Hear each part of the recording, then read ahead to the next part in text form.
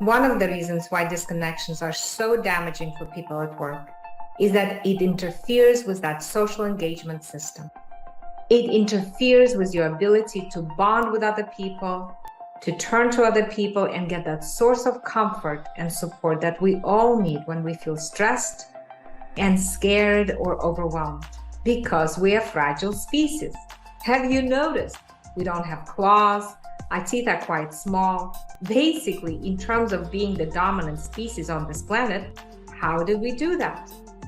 We did it by reading the messages on each other's faces, by creating a social brain that allowed us to tune into each other and cooperate and come together in tribes and families and form a special bond with people who would care for us when we need them. That's how we did it. That's why we're the dominant species on this planet. There's an old idea that Charles Darwin talked about survival of the fittest. He never even used that phrase. That was one of his commentators, in fact. If you read Darwinian theory, what Charles Darwin talks about and what all the new science talks about in neuroscience and in social psychology and in attachment is that survival goes to the most nurtured. Survival goes to those who can connect with other people and use that connection as a resource. And one of the dreadful things about disconnections is it isolates us, and we cannot thrive or perform in isolation. Hey, that's really everything I wanted to say. I'll talk about Argentine tango now.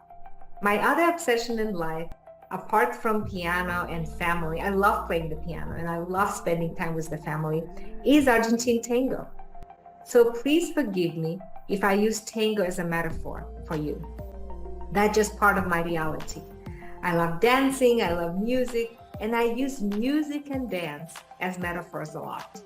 So if you think of interaction as a dance, emotion is the music. So disconnections isolate us.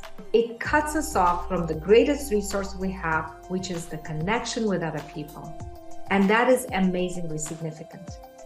So I want you to think about what we're trying to do when we take people through the emotional connection process and training. What we're trying to do is we're creating that connection. We're bringing that connection back, the ability to connect.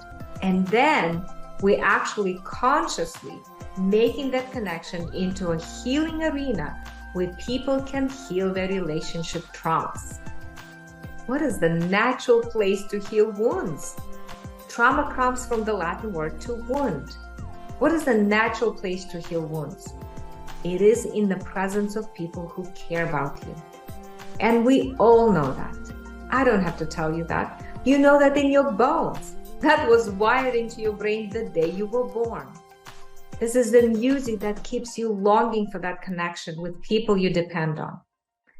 So everything we do in EMC is we're trying to heal those relationships, and we're trying to create relationships that heal so that you can trust each other more. You can be more open with each other and know how to reach when you need each other.